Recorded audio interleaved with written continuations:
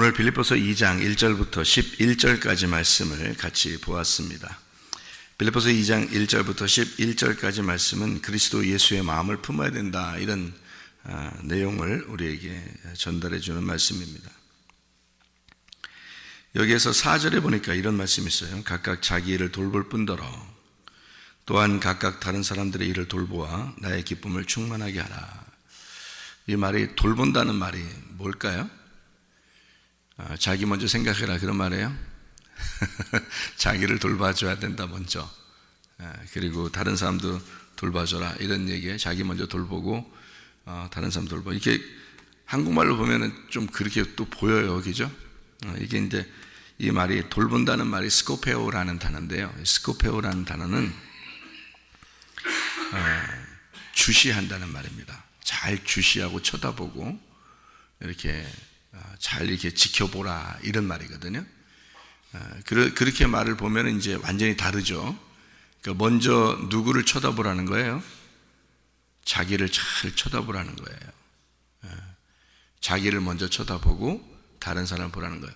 자기 안 보고 다른 사람 먼저 보니까 자꾸 비판하고 그러는 거예요. 사람들 얘기하고 다른 사람 얘기하고 자기 안 보고. 그러니까 다른 사람들 뉴스에 나오고 막 이러면은 아이고 저거 뭐 이렇게 하지. 그렇게 말하는 이유가 뭐예요? 자기는 좀 괜찮은 사람이라는 얘기 아니에요? 자기 먼저 보라는 얘기예요. 다른 사람을 볼 때 자기를 먼저 보라고. 자기 먼저 생각하고 자기 먼저 보고 자기 먼저 주시해 보고서 다른 걸 보면 비판거리가 하나도 없어요. 그죠? 판단거리가 하나도 없어. 남편과 아내가 둘이 싸워요. 상대방 보고서 다 잘못했다고 그러죠. 자기 먼저 쳐다보세요. 자기 먼저 보란 얘기야, 이게. 그러니까 그리스도 예수의 마음을 가진 사람들은 다른 사람을 먼저 보는 게 아니라 자기를 먼저 쳐다봐라, 그 말이에요. 이게요. 그러니까 한국말로만 보면은 어떻게 보면 좀 이해가 안 돼서 참 안타까운 게 있어요. 왜냐면 자기 먼저 돌보고 다른 사람을 돌보고 뭐 이래야 된다고 그러니 그렇게 써 있으면 참 어떻게 해야 되겠어요. 그래도 야, 너나 잘 챙겨 뭐 그러니까 그렇구나, 나를 잘 챙겨야 되겠구나 먼저. 그래 놓고 내가 좀 남으면 좀 다른 사람이 이렇게 보고 돌보고 우리냐는 것보다 되는가 보다, 이런 얘기인 줄 안다고, 잘못하면. 그죠?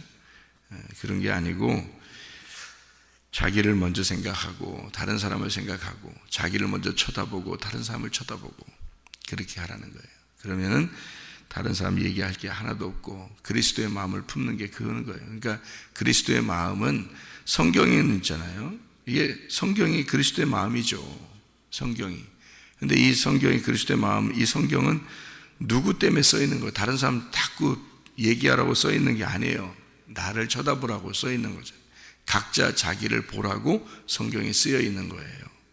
그러니까 자기를 보는 책이죠. 이게 거울이에요. 그래서 성경을 거울이라 그러는 거예요. 다른 사람 비추려고 이렇게 보이는 게 아니잖아요. 거울 가지고 다른 사람 이렇게 막 다른 사람 이렇게 막 비춰봐봐. 눈 식어, 아주 눈 식어 이렇게 자기를 보라고 거울이 있는 거지. 그죠? 그러니까 성경 아는 사람, 기독교인들이 비판이 굉장히 많습니다. 기독교인들이요. 판단을 굉장히 많이 해요. 다른 사람 판단을. 기독교인들이요. 다 잘못했대, 그냥. 자기는 괜찮고 다 잘못했대, 다. 성경적으로 이렇게 보면 한심한 사람들입니다. 그렇게 하면요. 자기를 먼저 바라봐야 되는 거예요. 그리고 다른 사람을 보는 거예요. 이게 성경적입니다. 우리 디모데후서 2장 22절을 한번 볼까요? 디모데후서 2장 22절 한번 보면요. 또한 너는 청년의 정욕을 피하고 주를 깨끗한 마음으로 부르는 자들과 함께 의와 믿음과 사랑과 화평을 따르라, 이렇게 되어 있습니다. 거기에서 보면 깨끗한 마음으로 이렇게 되어 있어요. 깨끗한 마음으로. 이 깨끗하다는 말이 카다로스라는 단어인데요. 카다로스라는 단어가 순결한이란 단어입니다. 정결한, 순결한이란 단어인데요. 이 깨끗하다는 말은 정결한, 순결한, 그 말은 이제 거룩한이란 말이에요. 같은 말이죠. 그리고 흰 세마포. 왜 우리가 천국에 올라가면은 어떤 옷을 입혀줘요? 하나님이 흰 세마포를 입혀준다 그러잖아요. 이 세상에 있는 흰 색깔 아닙니다. 여러분이 보시면 알아요. 나중에 올라가셔서 보시면 알고, 혹시 하나님이 뭐 눈을 열어서 여러분을 보여주시면 알겠죠. 이런 흰 색깔이 아니에요. 우리가 보는 이런 옷의 흰 색깔 이런 거 아니고요. 투명한 색깔이에요. 투명한 거예요. 그래서 이게 꼭 투명해서 비칠 것 같은데 안 비쳐요. 그러니까 흰 색깔인데, 흰 색깔, 우리 같은 보는 흰 색깔 이렇게 보여지는 그런 흰 색깔이 아니고 투명한 옷이에요. 투명한 옷 같은데 빛이 나서 희게 보이는 거예요. 이 옷이 투명한데 빛이 이렇게 막 나니까 희게 보이더라고요. 그렇게 제가 봤어요. 그거를. 천사가 그렇게 옷을 입고 저에게 와서 제가 이렇게 가까이서 봤어요. 그거를. 그러니까 눈을 쳐다보니까 얼굴도 잘 안 보여요. 얼굴이 분명히 안 보여요. 왜 안 보이냐면 빛이 나니까 안 보여요. 빛이 나니까. 머리도 빛이 나니까 안 보여요. 그런데 이제 그 분명히 머리카락이 있어요. 눈도 있고 코도 있고 입도 있어요. 안 보여요. 빛이 나니까 안 보이는데 분명히 있어요. 제가 그게 알겠어요. 그냥 보이는데 알겠어요. 알겠는데 안 보여. 빛이 나니까 안 보였는데 분명히 눈, 코, 입이 있어요. 근데 이 세상 사람들 얼굴 중에서 참 가장 아름답다 하는 것보다 더 아름다운 모습이에요. 분명히 손가락도 있어요. 손도 있고요. 팔도 있고 다리도 있고 다 있어요. 똑같은데 빛이 나니까 그게 이제 잘 안 보여서 이렇게 빛으로 이렇게 보이는데요. 옷도 이게 이런 하얀색을 흰 세마포라고 하니까 흰 색깔인 줄 아는데 뭐 결혼식 할 때 입는 그런 흰 세마포 같이 그렇게 생각을 하는데요. 거의 투명한 색깔 같은 거예요. 아주 막 부드러워서 가늘가늘한 그런 옷인데 분명히 속이 안 보여요. 그리고 옷이 분명히 투명한 그런 색깔 같은 거예요. 근데 빛이 막 나죠. 깨끗하다, 거룩한, 이런 정결한 마음이 그래야 된다는 말은 그런 거룩한 마음, 깨끗한 마음, 그런 순결한 마음, 흰 세마포와 같은 그런 마음, 이것은 뭔가 막혀 있는 게 아닌 거죠. 막혀 있는 게 아닌 마음을 얘기하는 거예요. 그러니까 열린 마음이죠. 열린 마음. 그런 마음을 가져야 된다. 그런 얘기거든요. 그러니까 열렸다는 말을 여러분 잘 다시 생각을 해보세요. 열렸다. 열렸다는 것은 이게 뚜껑이 덮여 있는 것을 열렸다 그래요? 아니죠. 덮여 있는 것은 막혔다 그러지. 뚜껑이 열린 것을 열렸다 그러죠. 그게 정결한 마음이에요. 그러니까 열렸다 그 말이죠. 이렇게 밤송이를 여러분이 이렇게 밤이 떨어지면 밤송이가 있어요. 그냥 그대로 이렇게 짚고서 먹을 수 있어요? 조금 아프겠죠. 그렇게 못 먹어요. 이걸로 반드시 어떻게 돼요? 열어야 되죠. 이걸 나무 같은 것으로 이렇게 열고 신발로도 이렇게 발로도 이렇게 막 까고 그러죠. 그래서 까면은 또 그대로 먹을 수 있어요? 밤을? 아니죠. 그거 또 까요. 깐데 또 까. 그래서 깐데 또 까가지고 계속 뭐가 나올 때까지. 그러니까 이 빼쭉빼쭉한 밤송이가 있는데 그거 까면 이 밤알이 나오죠. 밤알이 나오는데 그대로 또 못 먹어요. 그 밤알을 또 까요. 까면 또 그대로 먹어요? 안 해요. 뭐가 또 털이 있어. 그래서 그 털을 또 닦아. 그러면 이제 그때 이제 그 아주 맛있는 밤이 나오죠. 그래서 계속 이렇게 까는 거예요. 연다 이거죠. 계속 열어. 그러니까 마음을 계속 여는 거예요. 우리가 마음을 계속 이렇게 여는 거예요. 그거를 성경에서는 뭐라고 그러냐면 할례라 그렇게 말하는 것입니다. 할례. 여러분 할례를 뭐라고 생각했어요? 남자들 그냥 뭐 수술하는 거 이런 거를 생각했어요? 그건 마음의 할례가 아니죠. 그건 육체의 할례지. 그렇죠? 육체의 할례는 우리에게 별 의미가 없어요. 해도 되고 안 해도 돼. 그런데 성경에서는 마음의 할례를 받으라 그랬어요. 마음의 할례는 뭐예요? 껍질이 까지는 거예요.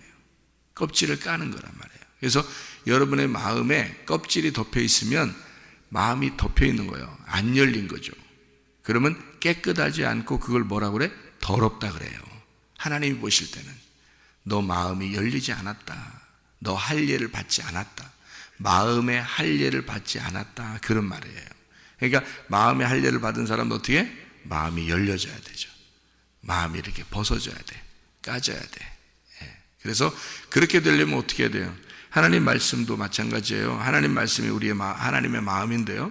이 마음이 열려야 되죠. 그래서 껍질을 자꾸 벗겨내고 까야 돼요. 그래서 껍질을 벗겨줘서 잘 먹을 수 있도록 껍질을 벗겨주고 이 속에 있는 내용이 무엇인지를 잘 이렇게 알맹이를 알려주는 게 설교예요. 그게 설교라고요. 그래야 성경을 알 수가 있어요. 그걸 안 알려주고 그냥 있는 그대로 야 성경 읽으면 된 거지 뭘 읽고서 그냥 그대로 그냥 있는 그대로 쭉 이렇게 얘기해 주면 그건 누구나 다 알 수 있어요. 그런 건 누구나 다 알 수 있어요. 그럼 목사 필요 없지 뭐하러 목사 세우나 하나님께서 생각을 하면. 목사는 하나님의 말씀을 열어서 이것을 속에 있는 내용을 설명해 주는 자예요. 그런 사람들이 주의 종이라 그러는 거예요. 그러니까 그거를 아는 사람들은 아무나 주의 종이라고 하지 않죠. 제가 안타까운 거는 그렇게 말씀을 모를 때가 제가 오랫동안 있었어요. 옛날에 목사하면서 오랫동안 그게 저는 29살 때 목사가 됐기 때문에 오랫동안 목사를 그렇게 생활을 했어요. 그 전에 전도사일 때도 제가 오히려 부흥회를 많이 다녔어요. 전도사일 때. 그러니까 신학교 다니는 2학년 때부터 제가 부흥회를 다니기 시작해서 오랫동안 했기 때문에요. 한 21살 정도부터 부흥회를 다니고 그리고 29살 때 목사가 됐기 때문에 내가 지금 이렇게 돌아보면 참 이렇게 담대하게 했다. 그냥 담대하게 참 담대하게 했다. 지금 생각해 보면 그걸 주의 종이라고 하나? 그런 걸? 내가 지금 주님의 은혜를 받고 말씀을 깨닫고 보니까 그건 주의 종도 아니에요. 그냥 자기가 배운 대로 자기가 열심히 배운 대로 은혜 받은 대로 그냥 막 열심히 한 거죠. 근데 말씀은 그렇게 되어 있지 않더라는 겁니다. 제가 주님을 다시 만나고 나니까 말씀은 그렇게 되어 있지 않더라. 분명히 이 속에 하나님 마음을 열면 또 있고 그 열면 또 있고 그 열면 또 있어서 그거를 계속 열어서 알려줘야 돼요. 이게 말씀이거든요.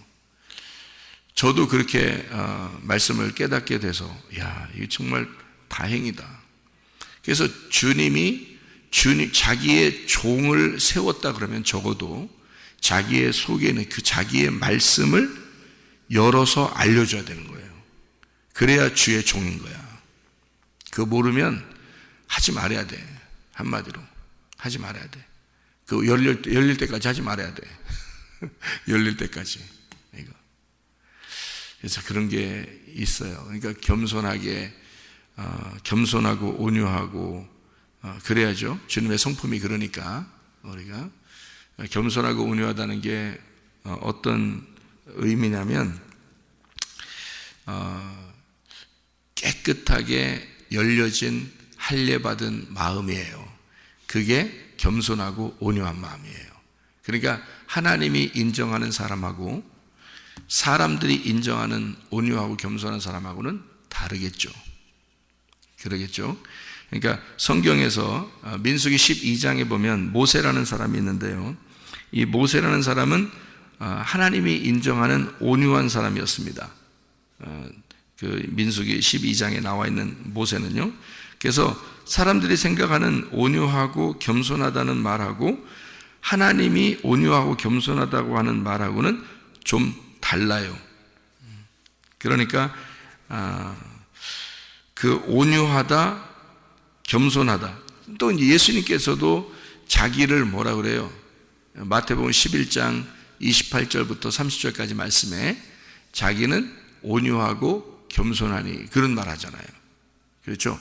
그래서 그 온유하고 겸손하다. 여기도 빌립보서에서도요 2장에 보면 너희가 아무 일에든지 다툼이나 허용으로 하지 말고 오직 겸손한 마음으로 각각 자기보다 남을 낮게 여기고 그랬죠. 그러니까 자기를 먼저 쳐다보면 다른 사람을 먼저 쳐다보지 말고 자기를 먼저 쳐다보면 자기가 주님께 은혜를 받은 사람이잖아요. 그러니까 죄인이잖아. 그러니까 다른 사람을 자기보다 더 좋게 여길 수가 있는 거예요.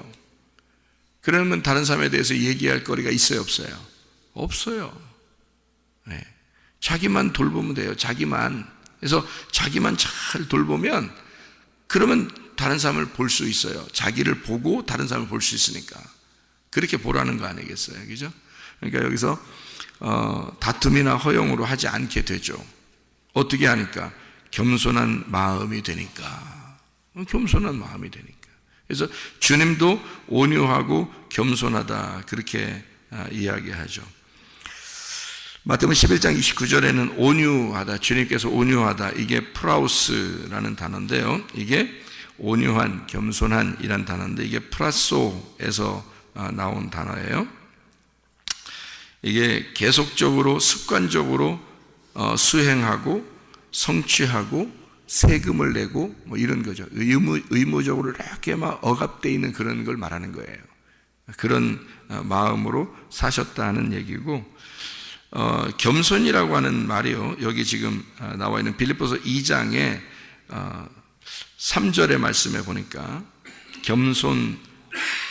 오직 겸손한 마음으로라고 되어 있는 이 겸손이라는 말이 타페이노 프로시미라는 단어입니다. 타페이노 프로시미라는 이 단어는 마음의 굴욕감을 말하는 거죠. 마음의 굴욕감. 그러니까 마음의 비하. 아주 굴욕적인 여러분 굴욕적인 당해봤나요? 누가 막 정말 무시하고 정말 이 사람 자기를 무시하는 그런 거 해봤나요? 저는 그거 당해봤거든요. 저는 많이 당해봤어요. 그게 어떤 건지를 알아요. 막 가슴이 떨리고요. 정말 어떻게 할 수가 없어요. 네. 그 마음의 어떤 굴욕감을 이렇게 갖게 되면 정말 무시당하고 정말 굴욕감을 당하면요 가슴이 떨리고 정말 어떻게 할 수가 없어요. 그래서 그게 몇 번 이렇게 당하잖아요. 그러면 주눅이 들어요. 주눅이 들어서 뭘 말할 수가 없어요. 그냥 숨고 싶고 그냥 혼자 있고 싶고 그래서 그냥 막 우울하고 혼자 있고 싶고 막 그냥 어떻게 그냥 남하고 같이 이렇게 얘기하고 싶지도 않고 쳐다보고 싶지도 않고 그냥 혼자 그렇게 숨어 있고 싶은 그런 사람이 돼요. 저는 그거를 당해봤고 실제로 그렇게 살아봤고 그랬어요. 여러분. 근데 그게 성경에서 말하는 겸손한 단어가 그런 단어예요. 그러니까 완전히 짓눌려버린 그런 단어가 이런 단어예요. 짓눌린, 낮은 신분, 초라한, 자기가 얼마나 초라해 보이는 그런 느낌이 오거든요. 아마 여기 앉아 계신 여기 설교를 듣는 분 중에서 제가 아마 그런 가장 그 굴욕감을 가져본 사람 중에 하나일 거예요. 제가. 그래서 그런 마음을 알아요. 이게 무슨 마음인지를 아는데 이게 타페이노, 굴욕을 주다, 아래로 끌어내리다, 이런 단어예요. 그렇게 나온 단어. 타페이노시스, 억압된, 낮은 신분이라는 말이고요. 그래서 이것은 완전히 짓눌려버린 이란 단어에서 우리가 이것을 볼 수 있는 단어거든요. 그러니까 예수님께서 하늘나라에 계시다가 이 땅에 내려온 자체가, 이건 하늘나라의 그 영광을 버리고 이 땅에 내려오신 그 자체가 겸손이에요. 그러니까 예수님 입장에서는. 그러니까 모세가 어떻겠어요? 모세가 어떤 마음이겠어요? 민수기 12장에 모세가 온유하죠. 그러니까 하나님이 모세를 온유하다 그러잖아요. 그러니까 어떻게 된 사람이에요, 이 사람이? 애굽에서 왕자로 자라났어요. 40년 동안을 왕자로 살았어요. 그런데 광야로 도망 나왔거든요. 거기 광야로 도망 나와서 거기서 40년을 있었어요. 왕자로 살다가 40년을 광야로 살았어요. 누구랑 비슷한 것 같아요? 하늘 영광 버리고 이 땅에 내려오신 주님하고 비슷하죠. 그래서 모세가 자기가 사람을 죽이고 도망 나왔지만, 히브리서 11장에는 뭐라고 나와 있냐면, 그가 자기의 영광스러운 왕자의 자리를 버리고 왔다, 그렇게 얘기했어요. 그러니까 성경은 이렇게 두 개로 해석을 하죠. 모세는 사실 도망 나온 거예요. 사람을 죽이고 이것이 이제 정치적으로 이제 엮이기 싫어서 도망 나온 거거든요. 그런데 하나님은 그것을 어떻게 표현하냐면, 히브리서에 어떻게 표현하냐면, 영광을 버리고, 애굽의 왕의 영광을 버리고 이렇게 나왔다. 그래서 그가 어려운 사람들과 함께 동행하기를 원했다, 이렇게 나오죠. 그러니까 하나님이 보시는 관점하고 사람들이 보는 관점은 다르죠. 사람이 보는 것은 사람 죽였으니까 정치적으로 엮이기 싫어서 이제 거기도 정치적으로 이렇게 싸움이 있고 그럴 거 아닙니까? 그러니까 거기 엮이기 싫으니까 이제 도망 나온 걸로 보여지지만, 하나님 입장에서 보면 그가 그 영광을 버리고 나왔다, 이렇게 보여지는 거죠. 그 영광을 버리고 나오니까 어때요? 그 자체가 온유하고 겸손한 건데 짓눌려 버리고 40년 동안을 광야에서 훈련받았어요. 훈련받은데 여러분, 하나님께서 어떤 훈련을 시켰어요? 나와요? 안 나와요. 그냥 광야에 사는 자체가 훈련이에요. 그냥 그게 40년, 그게 고통이에요. 여러분, 고통을 받고 고난을 받잖아요. 그 자체가 훈련이에요, 여러분. 그러니까 여러분에게 어떤 병이 생기고, 또는 가정에 문제가 생기거나, 또는 사업에 문제가 생기거나, 뭐 물질적인 문제, 건강의 문제, 이런 것들이, 그래서 우리는 건강의 문제와 물질적인 문제가 두 개가 해결되면 편안합니다. 여러분, 건강하고 물질도 있고 그러면 아주 편안하거든요. 이 세상 살아가는 동안은 별 걱정이 없어요. 근데 건강에 문제가 생기거나 물질에 문제가 생기거나 그러면요, 이게 정말 힘들게 살아요. 그 자체가 뭐냐면 고통이거든요. 근데 그 자체가 고통인데, 그게 이제 우리에게 아무것도 답이 없는 것처럼 보이는, 뭐 동서남북 앞뒤를 다 봐도 이게 해결점이 없는, 꽉 막힌 것 같은 그런 그 광야와 같은 인생이죠. 뭐 답이 없는 것 같은 뭐 인생들, 이렇게 살다 보면 그게 그 자체가 하나님이 볼 때는 훈련이에요. 그게요. 그래서 고난 가운데 너희가 하나님의 말씀을 배웠나이다, 이렇게 되는 거예요. 그게 시편 119편 71절의 말씀이거든요. 그러니까 하나님 앞에 그 자체가 고난인 거예요. 여러분이 고통받은 그 자체가 고난인 거고, 그게 겸손과 온유예요. 고통받으면. 그러니까 고통받으면요, 사람이 짓눌려 버리거든요. 사람이 고난을 당하고 고통당하고 뭐 문제가 생기고 뭐 건강이 안 좋고 뭐 이러면요, 그 자체가 고통스럽기 때문에 짓눌려 버려요. 그러면 그 사람을 하나님이 어떻게 취급하느냐? 온유하고 겸손하다, 이렇게 봐요, 하나님은. 그래서 모세를 온유하고 겸손한 자이다. 너희들이 모세를 아느냐? 너희들이 모세가 얼마나 고통스럽게 살았는지 아느냐 그죠? 그거를 아무도 모르죠. 40년 동안 모세는 사실 처가댁 생활했어요. 생각해 보세요. 그죠? 모세가 자기 집 멀쩡한 궁궐 냅두고 이 땅에 내려와서 처갓집 생활한 거 아니에요? 그죠? 광야에 나와가지고 처갓집 생활하는 게 그래 쉬워요? 며느리가 시댁 생활하는 것도 어려운데 사위가 처갓집 생활한다고 생각해 보세요. 그 쉽겠나? 그러니까 모세가 늘 집에 있겠어? 밖에 나와 있고 싶겠어? 그래서 밖에 나와서 양만 치는 거예요. 양. 잠잘 때만 들어가고. 알아요? 잠잘 때 넣을 때는 안 들어가. 그냥 밖에서 그냥 양들하고 같이 자고. 그러니까 40년 동안 생활을요 거의 양치기로 살았습니다. 네. 모세가요. 그거는 그의 그 생활 자체가 고난이었었던 것을 알려주는 거죠. 네. 그는 힘들게 살았어요. 그 40년 동안을 정말 외롭게 살았어요. 가족들 다 떠나서 혼자. 그렇죠? 그 자체가 얼마나 고통스럽겠어요? 그리고 처갓집에서 눈치 보면서 살죠? 그리고 늘 거기서 그러니까 자기는 양을 치면서 늘 밖에서 있는 시간을 많이 가졌다고요. 예. 그러면서 이스라엘 백성 하나님의 그 마음을 나중에 알게 되죠.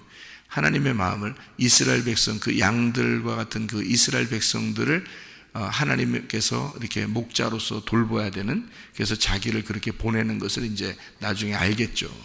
그러니까 이 양들을 치면서 밖에서 주로 생활하다가 40년이 찬 거예요. 40년이 그게 하루 이틀도 아니고 40년 동안 여러분 그렇게 생활했다고 생각해 보세요. 그 자체가 온유하고 겸손하다니까요. 그 자체가 그 자체가 고난이에요. 그 자체가 짓눌린 거고 그런 삶을 살았어요.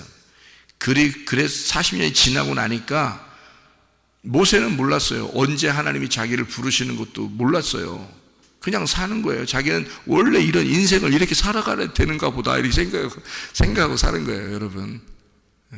여러분 하나님이 언제 여러분을 부르시고 언제 여러분을 쓰실까 하고 고민할 필요 없어요. 부르시는 것은 하나님 문제고 살아가는 것은 내 문제예요. 그러니까 하나님은 우리가 이렇게 살아가는 동안에 어쨌든 하나님이 여러분을 부르셔야 되겠다. 그럼 부르십니다. 하나님은 자기의 계획을 한 번도 미스난 적이 없어요. 그걸 한 번도 놓친 적이 없어요. 하나님은 항상 자기가 계획한 것 반드시 이루십니다. 모세를 부르시는 게 세상에 40년이 걸려서 모세를 불러요. 그렇지만 그 시간과 날짜와 그 때를 정확하게 하나님만 아시는 거예요. 모세는 몰랐어요. 그런데 어느 날 불이 탁 붙는 것을 모세가 본 거예요. 밖에서 늘 생활하는데 어느 날은 좀 다른 거야. 어느 날 이상해. 뭔가 불이 붙은 거야. 근데 뭔가 이상해. 그날은 괜히 올라가 보고 싶어. 그 불이 붙은 곳으로 괜히 더 올라가고 싶어요. 그래서 올라갔어요. 근데 거기서 하나님이 나타나신 거예요. 여러분, 그는 모세가 계획한 것도 아니고 하나님의 계획이었어요. 모세는 그냥 자기가 그냥 살았어요. 그냥 살아야 되니까 사는 거죠. 자기는 어쩔 수 없이 사는 거예요. 언제 하나님이 자기를 불러서 다시 쓰실 거야 이런 것도 몰랐어요. 그냥 사는 거예요. 우리도 그냥 사는 겁니다. 그냥 우리가 살아가는 자체를 하나님은 보고 계신 거예요. 여러분, 하나님이 우리가 고난당하고 힘들고 그러면 어떤 생각이 들어요? 하나님 나와 함께 하고 있나? 하나님 나를 정말 사랑하시나? 하나님 내 기도는 듣고 계신가? 라고 생각할지 모르죠. 그건 네 생각이고 하나님이 그러시죠. 하나님은 나는 너와 늘 함께하고 있었어. 너의 고난 속에서 내가 같이 있었고 네가 울고 있을 때 같이 울었고 네가 웃을 때 같이 웃었고 너와 늘 함께하고 있었다. 모세가 40년 동안 외롭게 혼자 있는 것 같이 느껴질 때 40년 동안 광야에서 하나님이 떨기나무에서 부르시기 바로 전까지는요 모세의 생활이 거의 나타나지 않습니다. 그 말은 40년을 그냥 한결같이 힘들게 살았다는 얘기예요. 그래서 별로 쓸 것도 없다는 얘기야, 성경에. 40년을 살았는데, 광야에서 40년을 살았는데 별 쓸 게 없어. 성경에 쓰는 내용이 안 나와. 광야에서 어떻게 살았는지 안 나와. 왜요? 그냥 그렇게 살았어요. 근데 하나님은 그 40년 동안 하나님이 모세와 함께 있었어요. 내가 이 모세를 부르리라. 내가 이 모세를 부르리라.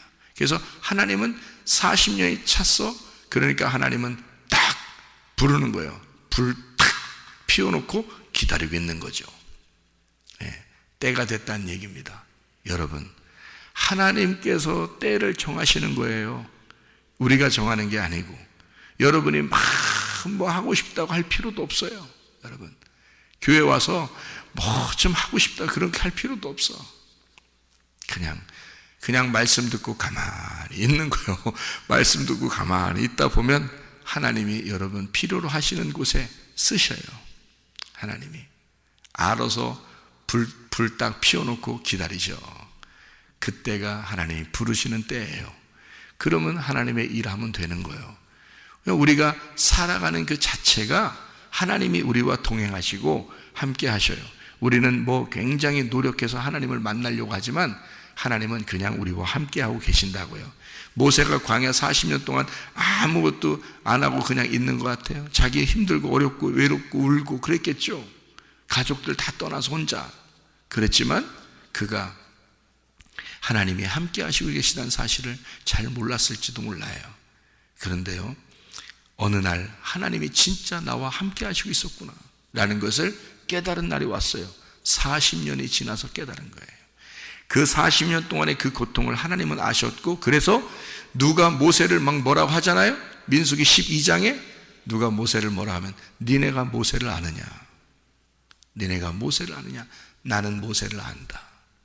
누가 내 모세한테 뭐라고 하느냐, 니네가 뭔데 모세한테 그러느냐, 응? 니네가 뭔데 나의 종에게 니네가 뭔데 얘기하느냐. 그래서 그 자리에서 문둥병 걸리게 만들어버려요.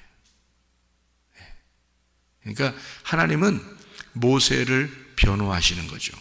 왜? 하나님이 40년 동안 모세가 어떻게 생활했는지 알아요. 얼마나 힘들고 고통스러웠는지 하나님이 함께 하셨어요. 다 알아요. 다른 사람들은 모르죠.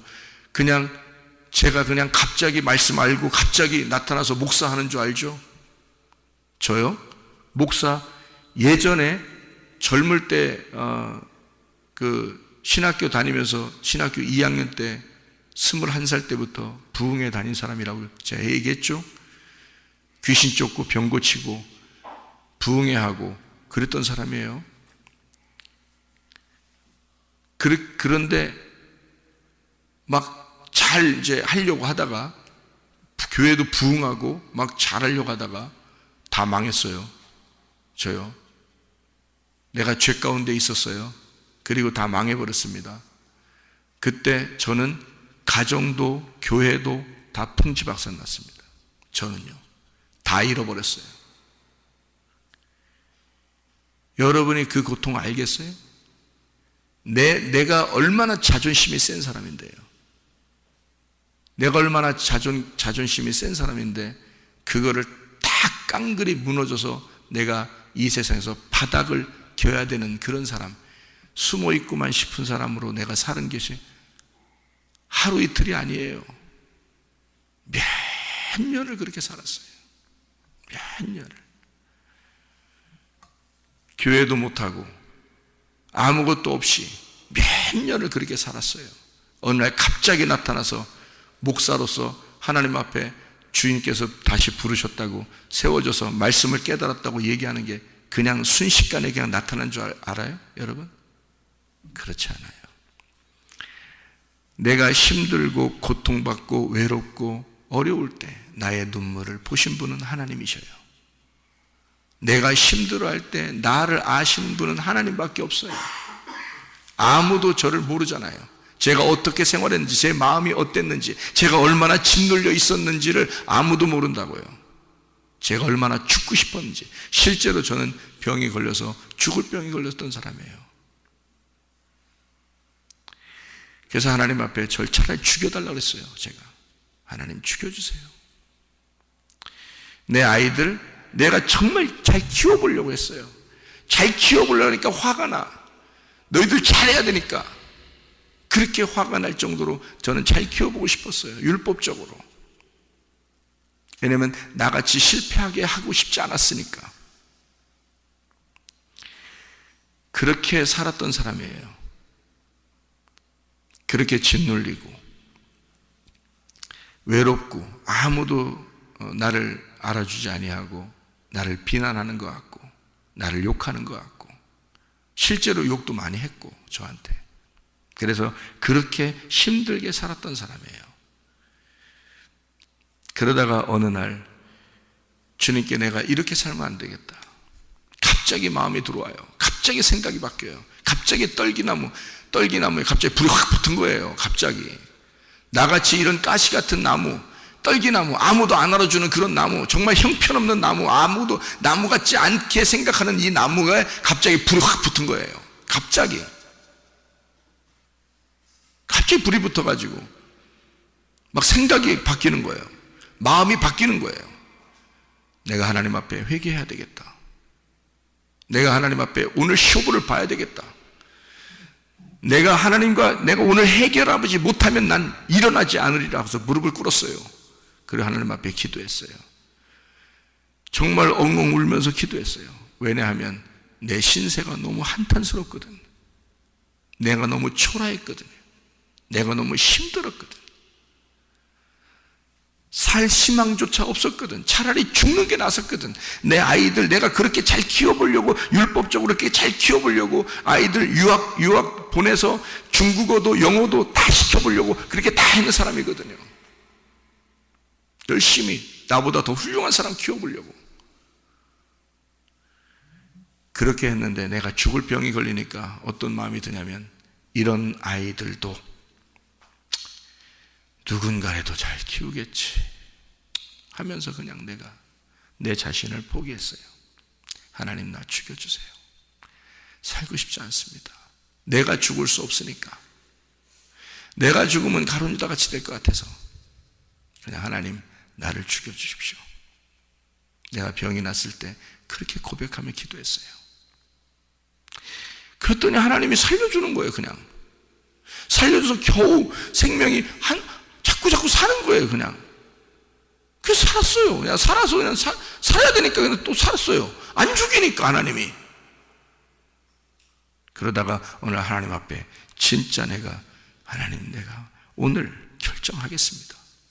내가 다시는 이 세상적으로 살지 않고 눈꽃만큼도 내가 눈꽃만큼은 아니겠지. 하여튼 내가 다시는 세상적인 길로 가지 않고 오직 하나님만 바라보겠습니다. 내가 다시는 죄 짓지 않겠습니다. 내가 주님만 바라보고 살겠습니다. 그래서 하나님 앞에 엉엉 울었어요. 하나는 억울해서 울었고 다시는 내가 세상적으로 한 번도 살지 못할 것 같으니까 이제는 아쉽고 억울하고 그리고 내가 너무 힘들었고 그랬으니까 거기에 대해서 한탄스러워서 그래서 울었어요.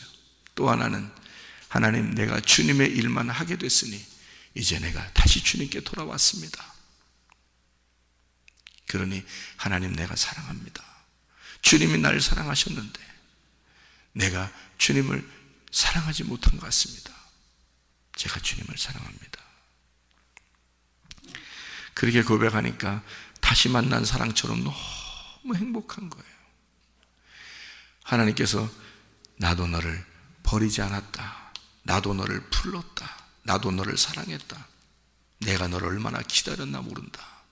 그러면서 하나님께서 저에게 말씀으로 만나주셨어요.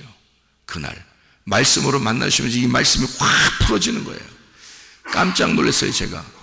그래서 내가 그 전까지의 목사는 목사도 아니구나 그렇게 생각했어요. 아, 이게 말씀이 이렇게 되어 있구나 라는 것을 깨닫게 되고 계속 지금도 샘물처럼 말씀을 솟아나오게 합니다. 말씀이요. 놀라워요. 그래서 우리 집사람이 그래요. 목사님은 진짜 목사예요. 그래. 저보고. 저희 집사람이. 그리고 목사님 참 행복해 보여요. 그래요, 저한테. 어제 저녁에 잠자기 전에 저한테 앞에 앉아가지고 저를 가만히 쳐다봐요, 우리 집사람이. 그러더니 정말 행복해 보여요. 그래, 목사님은 정말 목사 같아. 정말 행복해 보여요. 그래요. 왜? 진짜 그러니까. 하나님 말씀이 계속 끊이지 않으니까. 그냥 우리 집사람하고 말씀을 얘기하기 시작하면 1시간이건 2시간이건 계속 얘기해 주거든요. 말씀을. 얼마나 행복한지. 말씀이 계속 나오니까 그냥 행복해. 그 말씀 안에 살 수 있으니까. 오늘도 그 말씀이 나를 인도해 주십시오 라고 주님께 맡기고, 내 인생을 주님께 맡기고 살아요. 무슨 죄를 짓겠어요, 여러분? 무슨 죄를 짓게 있겠어? 또 생각을 해보시라고. 매일 말씀으로 인도함 받으면, 여러분, 온유하고 겸손한 마음, 그리스도의 마음을 갖는 거, 예수 그리스도의 마음을 품는 거 갑자기 생기는 게 아닙니다. 하나님 안에서 짓눌림 받은 그 고통, 고난, 훈련, 이런 것이 있는 사람에게 어느 날 하나님은 떨기나무같이 불꽃이 갑자기 일어나는 여러분의 생각과 마음을 갑자기 바꿔주실 때가 와요. 그때는 이 세상적으로 살고 싶은 생각이 눈꽃만큼도 없어져. 오직 주님만 생각하고 살고 싶어져. 주님만 마음으로 품고 살고 싶어져. 오직 예수 그리스도의 마음을 품으라. 이거 설교하는 말로 이렇게 성경에 써 있는 거로 되는 게 아니라 그냥 가슴으로 들어와. 그게 그냥 그리스도 예수의 마음을 품게 돼. 그러면 예수 그리스도의 십자가를 같이 지는 마음으로 가게 되죠. 주님께서 여러분도 이런 그 주님과 동행하는 그 주님의 마음을 품고 함께 살아가는 주의 사람들이 다 되시기를 바랍니다. 기도하겠습니다.